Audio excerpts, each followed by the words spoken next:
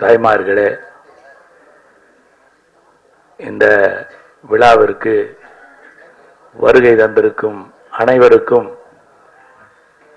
இந்த நனையாத மழையே அந்த படக்குழுவின் சார்பாக என்னையும் சேர்த்து கொண்டு உங்கள் அனைவருக்கும் முதல் கண் என் நன்றியை தெரிவித்துக் கொள்கிறேன்.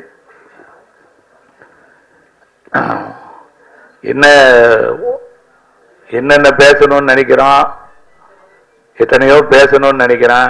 நான்லாம் பேசக்கூடாதுங்கிறதுக்காகவே வர்றவங்க. ஏன்னா பேசணும்னா நாங்க எதுக்காக பேசணும்னா ஒரு இது பாடல் வெளியீட்டு விழா. இந்த மேடை ஒரு சரியான மேடை. ஏன்னு கேட்டா உண்மையிலேயே ஒரு கேசட் வெளியீட்டு விழாவுக்கு புலமைப்பித்தன் அண்ணா அவரை கூப்பிட்டது, முத்துலிங்க அண்ணன் கூப்பிட்டது, அறிவுமதியை கூப்பிட்டது, இந்த மாதிரி பாடலாசிரியர்களை அழைத்து அந்த விழாவை நடத்துறது உண்மையிலேயே ஒரு சிறப்பான நிகழ்ச்சி. ஏன்னா இது இந்த மேடை அவர்களுக்கு சொந்தமான மேடை. இது இந்த கேசட் ரிலீஸ் எப்பவுமே இந்த மாதிரி பண்ணாங்கன்னா எல்லாத்துக்கும் நல்லா இருக்கும். அதுக்கு ஒரு எடுத்துக்காட்டா இந்த மேடை அமைஞ்சிருக்கு. வரும்போது இந்த மேடையில் அமரும் போது நம்ம எதுக்கு மேடைக்கு போறோம், அங்க எல்லாத்தையும் பார்க்கிறோம். நம்ம பார்க்க விரும்புகிற ஆளுக விரும்பாத ஆளுக யாரா இருந்தாலும் வந்தவங்களை பார்த்து கை குலுக்கிட்டு வந்துடுறோம் அப்படிங்கிற ஒரு எண்ணத்துலதான் இங்க வந்தேன். வரும்போது பார்த்தா உண்மையிலேயே புலமைப்பித்த அண்ணனை பார்த்த உடனே ஒரு சந்தோஷப்பட்டேன், முத்துலிங்க அண்ணனை பார்த்த உடனே சந்தோஷப்பட்டேன். எல்லாத்தையும் பார்க்கும்போது எனக்கு ஒரு சந்தோஷம். அது இந்த படத்துல கிச்சாஸ் நான் 1982 நான் பயணங்கள் முடிவதில்லைங்கிற ஃபர்ஸ்ட் படம் பண்றேன். அப்ப இருந்து நான் அவரை பார்த்துட்டு இருக்கிறேன்.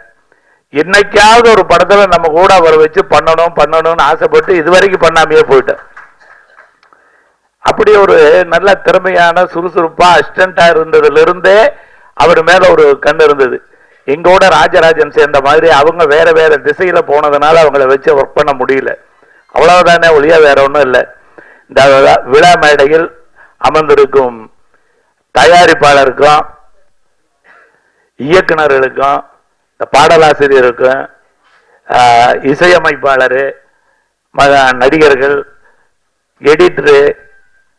எடிட்டர் எல்லாம் அவங்க அப்பா காலத்திலிருந்து வந்த மாதிரி பாஸ்கர் சார் எனக்கு எடிட் பண்ணிட்டு இருந்தாரு. அதுக்கப்புறம் சீனிவாஸ் கிருஷ்ணன் அவங்க பையன் நமக்கு பண்ணாங்க. அவங்க கிட்ட ஒர்க் பண்ணவர் அவரும் நம்ம படம் பண்ணியிருக்காரு. அந்த மாதிரி எல்லாரையும் ஒன்னா சந்திக்கும் போது இந்த மேடையில இது நான் பேசுறது ஒரு நன்றி உரை மாதிரி பேசுறதுக்கு தான் வந்தேன். ஏன்னா நான் என்னென்ன பேசணும்னு நினைச்சேன்னா எல்லாம் புலமைப்பித்தன் கெடுத்துட்டாரு. ஏங்க இவ்வளவு வயசாகி இவ்வளவு நல்லா பேசுறேன், அப்புறம் நானெல்லாம் என்னத்த பேசுறது? நான் கோயம்புத்தூர்காரங்கிறது மட்டும் சொல்லிட்டார ஒழிய எனக்கு வயசாக, அதாவது அண்ணா எப்பவுமே ஒரு மரியாதையான ஆள். அவர் எழுதின வார்த்தைகள் அவ்வளவு நல்ல நல்ல வார்த்தைகளை எல்லாம் சொல்லியிருக்காரு. இங்க பார்த்தா நம்ம ஏதோ எல்லாரும் ஆளுக தெரியாது, நம்ம பேசிட்டு போயிடலான்னு பார்த்தா எல்லாருமே பிரமாதமா பேசுறேன். என்ன பண்றது? நம்ம ஒண்ணுமே பண்ண முடியாம பாருங்க. கானா பாலா என்ன மாதிரி பேசுறாரு அவரு. சும்மா அவங்கள மாதிரி எல்லாம் கதை வைக்கலாம், எங்களுக்கு பேச தெரியாது. நாங்கெல்லாம் கதை எழுதுற ஆளுங்க. கதை எழுதுறதோடு சரியா ஒழிய வேற எந்த மாதிரி நாங்க இந்த மாதிரி எல்லாம் இங்க ஸ்டேஜில் நின்று கதை விடுற ஆளு கிடையாது. ஏதோ இவர்கிட்ட கேமராமேன் கிட்ட கதை சொல்லுவோம், இளையராஜா கிட்ட கதை சொல்லுவோம். அந்த மாதிரி தான் நம்முடைய வாழ்க்கையை வச்சிருக்கிறோம். இந்த மாதிரி மேடையில சொல்றது கிடையாது. இதுல ரொம்ப இங்க விழா மேடையா அமைஞ்சது இந்த கேசட் வெளியீட்டு விழாவுக்காக நாங்க வந்தோம். இது ஒரு தமிழ் மன்றமா ஆக்குனது புலமைப்பித்தன் தான். அவருக்கு முதல்ல நான் நன்றி சொல்லிக்கிறேன். ஏன்னா எந்த இடத்துலையும் அந்த தமிழை ஞாபகப்படுத்துற ஒரு ஆளாதான் அவர் இருந்திருக்காரு. எந்த மேடையில எந்த இடத்துல போனாலும் அவரு எந்த விதத்துல பேசி வந்தாலும் கடைசியா அந்த பிரபாகரன் அந்த தமிழ் இந்த ரெண்டையும் டச் பண்ணாம அவர் வாழ்ந்ததில்லை. நாங்களும் ஒரு போராளி தான். போராளியா இருந்தாலும் அவங்க தான் இன்னைக்கு நமக்கு வழிகாட்டியா இருக்கணுங்கிறதுல தான் நாங்க கவனமா இருக்கிறோம். மேடையில பேசும்போது இவரு அறிவுமதி அவர்கள் ஒரு வரிய மாத்தினாரு அப்படின்னு சொல்லி சொன்னாரு. எப்பவுமே ஒரு வரிக்கு ஒரு ஒரு சின்ன வரி தான், அந்த வரியில எவ்வளவோ அர்த்தங்கள் இருக்கும். நான் முதல் படம் பயணங்கள் முடிவதை பண்றேன். அதுல முதல் சாங் இருக்காண்டு இளைய நிலா பொழிக்கிறதுங்கிற பாட்டு தான் முதல் நாள் ரெக்கார்டிங். அந்த பாட்டை எழுதின ஒரு வைரமுத்து. அந்த பாட்டு அவர் எழுதும் போது எழுதுனது சலவை நிலா பொழிகிறதுன்னு தான் எழுதினாரு. சலவை நிலா பொழிகிறதே, சலவை நிலா பொழிகிறதேன்னு எழுதினார். இளையராஜா அது நல்லா இருக்குது வச்சுக்கலாம் அப்படின்னாரு. இல்ல சார், சலவை நிலான்னு ஒன்னு எனக்கு அது பெருசா பிடிக்கல சார் அப்படின்னு சொன்னேன். என்னையா ஒரு நிலவைவே செலவு செஞ்சு ஒரு இதுவரைக்கும் எழுதாத ஒரு வார்த்தை, ஒரு புது வார்த்தை அந்த மாதிரி எழுதியிருக்காங்க, அது ஏன் நீ நல்லா இல்லைங்கிற? நிலவைவே செலவு செய்யறதுங்கிற ஒரு வித்தியாசமான விஷயம் தான் ஐயா அப்படின்னா. இல்ல சார், சலவை நிலான்னு ஒன்னா தோபிக்காரன் தான் எனக்கு ஞாபகம் வருது. என்னுடைய கதாநாயகி யாரோ துவைச்சு காய போட்டு காய்ச்சி தேய்ச்சி இஸ்திரி போட்டு மடிச்சு வச்ச மாதிரி எனக்கு ஃபீலிங் இருக்கு அப்படின்னா. என்னையா எப்படி சொல்ற? ஓ, அது அப்படியெல்லாம் நீ நினைக்கிறியா இன்னைக்கு? அப்ப என்ன பண்ணலாம் அப்படின்னா, அப்போ வைரமுத்து சார், நான் முதல் படமா இருந்தாலும் அவர் நல்லா வந்துட்டாரு. அவர் சொன்னாரு, சுந்தரராஜன் உங்களை விட புத்திசாலி தமிழ்நாட்டில் நிறைய பேர் இருக்கிறாங்க அப்படின்னா. இருக்காங்க சார், முதல் எனக்கு புரிஞ்சாத்தானே நான் மக்கள் கிட்ட கொடுவை எடுத்து சொல்ல முடியும், அதனால நீங்க மாத்தி கொடுங்க அப்படின்னு. உடனே அவரு சரி ஓகே இளைய நிலா பொழிகிறதுன்னு எழுதி கொடுத்தாரு. அதுக்கப்புறம் தான் இளைய நிலா பொழிகிறதுன்னு வந்தது. ஒருவேளை இளைய நிலா இல்லாம சலவை நிலாவுனே இருந்திருந்தா இந்த இளைய நிலாவினுடைய சோகம் அதுல வருமா? அது எனக்கு தெரியல. அந்த மாதிரி சில வார்த்தைகள் வித்தகர்கள் அதுல அவங்க எல்லாம் சக்கரவர்த்தி, தம்பி அறிவுமதி சிற்றரசன். சிற்றரசனா இருந்தாலும் அவங்களுடைய பள்ளிகள்ல பகிர்ந்து அவங்களுடைய நிழல்கள்ல அவங்க பேசின தமிழ்ல அவங்க பேசின மேடைகள்ல அதே இடங்கள்ல நின்ன வந்த பவர் தான். இப்ப நான் இதெல்லாம் பேசணும்னு வரல, ஆனா வரும்போது ஆட்டோமேட்டிக்கா நமக்கு என்னன்னா இவங்க எல்லாம் நின்று இந்த மைக்க பிடிச்சு பேசுறாங்களே, அந்த இடத்துல நிற்கும் போது நம்மளும் ஏதாவது பதிவு பண்ணணுங்கிறதுக்காக இது பண்றோம். அதே மாதிரி முத்துலிங்க என்ன சொல்லும் போது சொன்னாரு, மணி ஓசை கேட்டு எழுதுங்கிற பாட்டு அவர் தான் எழுதினாரு.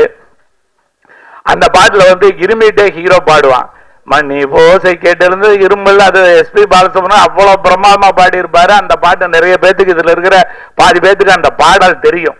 கோயம்புத்தூர்ல ஒரு காலேஜில் ஒரு ஃபங்க்ஷனு, அதுல இசை நிகழ்ச்சி மாதிரி அந்த காம்படிஷன் நடந்திருக்குது. இப்பதான் கல்ச்சர் ப்ரோக்ராம்னு நடக்குது, அதுல நடந்திருக்கு. அதுல இந்த பாட்டு பாடி இருக்காங்க. அதுல உண்மையாவே ஒரு நீதிபதி அந்த பாடல்களுக்கு அதுக்கு தலைமை தாங்கி இருக்காரு. நான் அந்த நிகழ்ச்சியில கலந்துருக்கிறேன். நம்ம பாட்டெல்லாம் முடிஞ்சது. யாருக்கு ஃபர்ஸ்ட் பிரைஸ்னு பார்த்தா இந்த மணி யோசை கேட்டு எழுந்துன்னு பாட்டு பாடினவன் நல்லா பாடினான். அந்த பாட்டு அந்த இருமல் இருமல் எல்லாமே அவ்வளவு பிரமாதமா பாடினாரு. அவனுக்கு ஃபர்ஸ்ட் பிரைஸ் தான் கிடைக்குன்னு எல்லாரும் நினைச்சோம். ஆனா அவனுக்கு தேர்ட் பிரைஸ் கொடுத்தாங்க. ஃபர்ஸ்ட் பிரைஸ் கிடைக்கல, செகண்ட் பிரைஸ் ஆவது கிடைக்குன்னு நினைச்சா அதுவும் கிடைக்கல. தேர்ட் பிரைஸ் தான் அந்த பாட்டுக்கு. அவ்வளவு அருமையான பாட்டு, அருமையா பாடுனா அந்த பையன். எனக்கு அப்புறம் எல்லாம் பிடிச்சு போச்சு. ஜட்ஜு உண்மையாவே நீதிபதியா இருக்கிறவர் தான் அதுக்கு தலைமை தாங்கி இருக்காரு, அவருக்கு அந்த பரிசு கொடுத்திருக்காரு. நம்ம இதை ஒன்னும் பேச முடியல, பேசாம வந்துட்டேன். முடிஞ்சு வெளியே வரும்போது அவரையும் நானும் மீட் பண்ண வேண்டிய ஒரு சந்தர்ப்பம், சந்திக்க சந்தர்ப்பம் கிடைச்சது.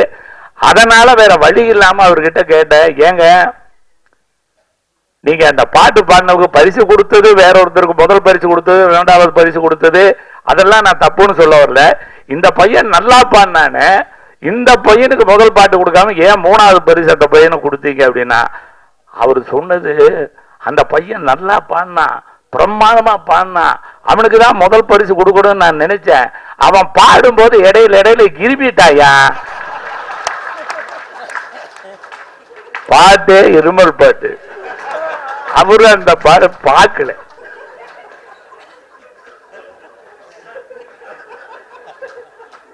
தானா பாலா ஃபீல் பண்ண மாதிரி தேவா பீக்கில் இருக்கும்போது அவர் வந்திருந்தாருன்னா நிறைய பாட்டு பாடி இருப்பாரு. இப்ப வேற டென்ட்ல வேற வழியில போகும்போது அவர் எல்லாத்தையும் கலெக்ஷன் பண்ணிட்டு போகணும்னா முடியுமா? அது எல்லாமே வித்தகர்கள். பாடலாசிரியருங்கிறது வந்து நமக்கு கிடைச்ச ஒரே ஒரு ஒரு படம். அந்த படத்தினுடைய முகவரி வந்து பாடல். அந்த பாடல் தான் படத்துக்கு. ஒரு படத்தை வந்து துலாபாரமும் காதலிக்க நேரமொழியே 2 ரிலீஸ் ஆகுது கோயம்புத்தூர்ல. இது டிலைட் தியேட்டர் ரிலீஸ் ஆகுது, அது ராயல் தியேட்டர் ரிலீஸ் ஆகுது. துலாபாரம் படத்தை ஒரு தடவை பார்க்கிறான், காதலிக்க நேரமில்லை படத்தை 25 தடவை பார்க்கிறான். அதுக்கு என்ன காரணம்னா பாட்டு. காமெடியும் பாடலும் இருந்தா படத்தை திரும்ப திரும்ப மறுபடியும் வந்து பார்ப்பாங்க. அந்த பாட்டு நல்ல பாட்டா இருந்து நமக்கு மனசுக்கு பிடிக்கிற மாதிரி இருந்ததுன்னா நிச்சயமா எத்தனை தடவை வேணாலும் 100 தடவை பார்த்தவங்க எல்லாம் இருக்காங்க. நம்ம படத்தையே 10 தடவை 50 தடவை பாடல்களுக்காக பார்க்கிறோம். ஆடை கட்டி வந்த நிலவேன்னு ஒரு பாட்டு, அமுதவல்லிங்கிற படம் ஒரே ஒரு வாரம் தான் அந்த படம் ஓடுச்சு அப்பவே. ஆனா அந்த பாட்டு ஆடை கட்டி வந்த நில, அந்த பாட்டை இன்னும் பதிவு பண்ணி கேட்கிறாங்க. அதுக்கு என்ன காரணம்னா பாடலுங்கிறது வந்து நம்ம வாழ்க்கையில ஒரு இன்றியமையாத விஷயம். லவ் பண்றனால ரோட்ல போகும்போது பாடிட்டு போறது இல்ல. லவ் பண்ற எல்லாருமே பாட்டுல பாடிட்டு தெரியறது இல்ல ரோட்ல. இருந்தாலும் அவன் எழுத முடியாது, அவன் பாட முடியாது. அது சினிமா மூலியமா வெளியே வரும்போது அதை ரசிக்கிறான், அதை அவன் மனப்பாடம் பண்றான், பாடிக்கிறான், மனசுக்குள்ளார பாடுறான், அதை பல தடவை பார்க்கிறான். அதனால ஒரு பாடல் ஒரு படம் வெற்றி அடையணும்னா அதனுடைய முகவரி பாட்டு. அந்த பாட்டினுடைய நிகழ்ச்சியை நடத்தும் போது கரெக்டா இந்த நம்ம புலவர் ஐயாவையோ இவங்களை எல்லாம் கூப்பிட்டு இந்த நிகழ்ச்சியை நடத்துறத நான் ரொம்ப சந்தோஷப்படுறேன். அதுலயே அவர் சொன்னது வந்து தமிழ்ல வந்து வரணும் அப்படின்னு. இவர் நினைக்க மாதிரி பாலா சொன்ன மாதிரி நம்முடைய சந்தர்ப்பத்தை அடுத்தவங்க தேடி போயிடுவாங்க அப்படி எல்லாம் ஒன்றும் சொல்ல வேண்டிய அவசியமே கிடையாது. அவருக்கு திறமை இருக்கு, அவருடைய திறமையை யாரும் தடுக்கவே முடியாது.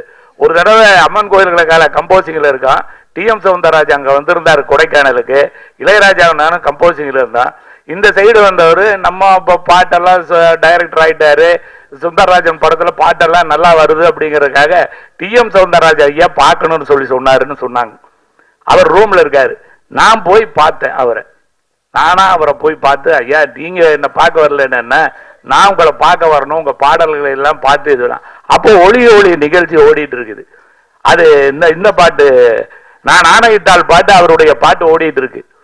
அந்த பாட்டு முடிஞ்ச உடனே அவர் ஆஃப் பண்ணிட்டு சொல்றாரு, அவர் சொன்ன விஷயத்தை அப்படியே சொல்றாரு, யாராவது தப்பா நினைச்சுக்க வேண்டாம். அவர் சொன்னது, எம்ஜிஆர் பாட்டு பாத்தியா, நான் என்னுடைய வாய்ஸ் இதுல சேராம இருந்திருந்தா இது எப்படி இருக்கும், வாய்ஸ் இல்லாம இந்த பாட்டை கேட்டா நல்லா இருக்குமா, என்னுடைய வாய்ஸ் சேர்ந்ததுனாலதான் நல்லா இருக்கும், நான் அதுக்கு ஒரு கம்பீரமே வந்தது அப்படின்னு ஒரு வார்த்தையை சொல்லிட்டு இன்னொரு வார்த்தையை சேர்த்து சொன்னாரு. நான் பாடியே எம்ஜிஆர் சீஃப் மினிஸ்டர் ஆக்குனேன் அப்படின்னு சொன்னாரு. நான் திடீர்னு அவர்கிட்ட கேட்டேன், சிவாஜி கூட தான் நீங்க பாடினீங்க, அவர் சீஃப் மினிஸ்டர் ஆகலையே அப்படின்னு. உங்களுக்கு நீங்களே 3 படம் ஹீரோவா நடிச்சு நீங்களே 3 படத்துல பாடினீங்களா, நீங்க ஹீரோவா இல்லையா அப்படின்னு. அந்த மாதிரி யாருக்காக யாரு பாடினாலும் யாருடைய புகழையும் யாருடைய இதையும் தடுக்கவே முடியாது. பாலா நீங்க அதெல்லாம் கவலையே படாதீங்க, உங்களுக்கு ஒரு சிறப்பான வாய்ஸ் இருக்குது.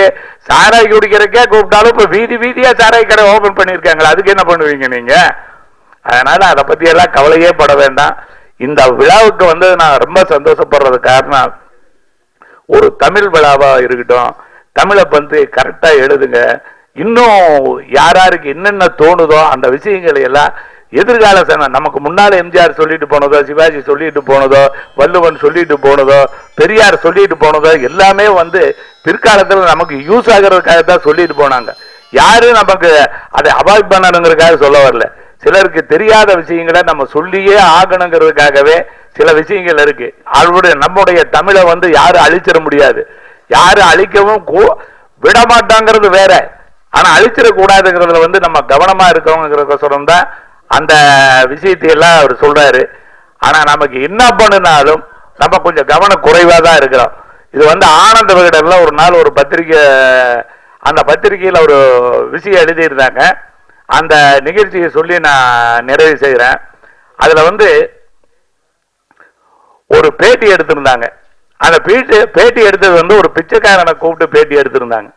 அவன் கேட்டான், ஏங்க நானே பிச்சைக்காரன், என்ன ஏங்க பேட்டி எடுக்கிறீங்க அப்படின்னா, இல்ல தர்பூசி பழம் வைக்கிறவனை பேட்டி எடுத்தான், இறந்த பழம் வைக்கிறவனை பேட்டி எடுத்தான், கொய்யா பழம் வைக்கிறவனை பேட்டி எடுத்தான், இந்த மாதிரி எது காய்கறி விற்கிறவனை பேட்டி எடுத்தா எல்லாமே பேட்டி எடுத்தான், அது மாதிரி லிஸ்ட்ல தான் இதையும் எடுக்கிறான், அதனால அவங்கள பேட்டி எடுக்கிறா அப்படின்னா சரி எடுத்துக்கங்க அப்படின்னா.